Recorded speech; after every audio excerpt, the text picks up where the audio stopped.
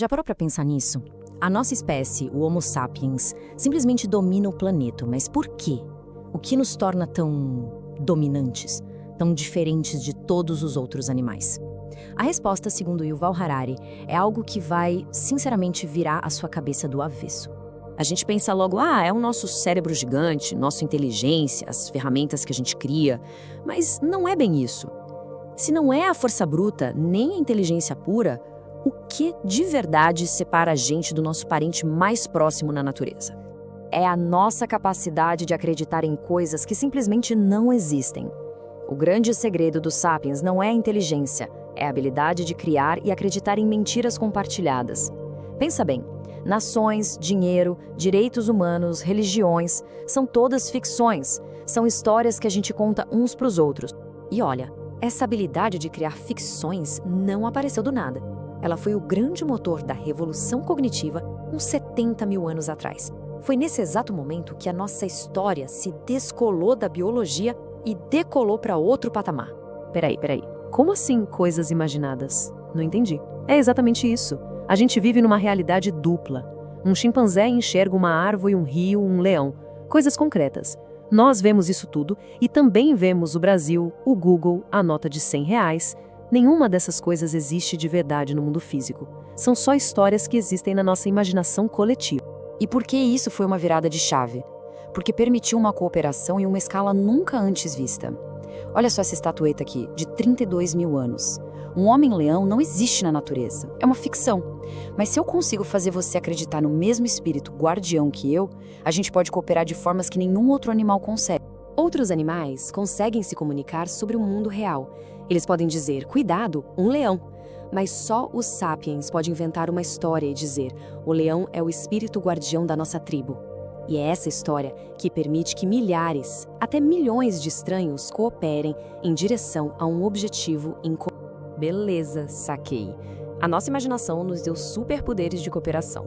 Então, eu imagino que o próximo grande salto, a revolução agrícola, foi o que consolidou nosso sucesso e deixou a vida de todo mundo melhor, certo? Muito pelo contrário. Nas palavras do próprio Harari, foi a maior fraude da história. Do ponto de vista do indivíduo, da pessoa comum, a vida ficou objetivamente muito pior. Tenta pensar do ponto de vista do trigo. Ele era só um matinho selvagem no meio de tantos outros. De repente, ele nos convenceu a abandonar nossa vida nômade, a trabalhar de sol a sol para limpar pedras, carregar água e proteger ele de pragas. A gente acha que domesticou o trigo? Foi o trigo que domesticou a gente. Mas por que alguém em sã consciência escolheria essa vida? Por causa da armadilha do luxo. Uma pequena melhoria aqui, um pouco mais de comida ali. Isso leva mais filhos. E logo, o que era um luxo vira uma necessidade básica. É igualzinho ao e-mail. Foi criado para economizar nosso tempo, mas hoje nos torna mais ansiosos e ocupados do que nunca. Então tá, temos agricultores ansiosos vivendo em vilarejos cada vez maiores. Como é que a gente passou disso para a civilização global e superconectada de hoje? Como milhões de pessoas que nunca se viram na vida aprenderam a confiar umas nas outras? Através de 3 outras grandes ficções, as ordens imaginadas universais que uniram todo mundo: o dinheiro, os impérios e as religiões. O dinheiro é a ficção mais bem-sucedida de todas. É uma revolução puramente mental. Uma nota de R$100 é só um pedaço de papel. Não tem valor nenhum. Ela só vale alguma coisa porque todo mundo acredita que vale. A sua conta bancária é um mito moderno em que todos nós confiamos cegamente. E o mais fascinante sobre o dinheiro é justamente isso.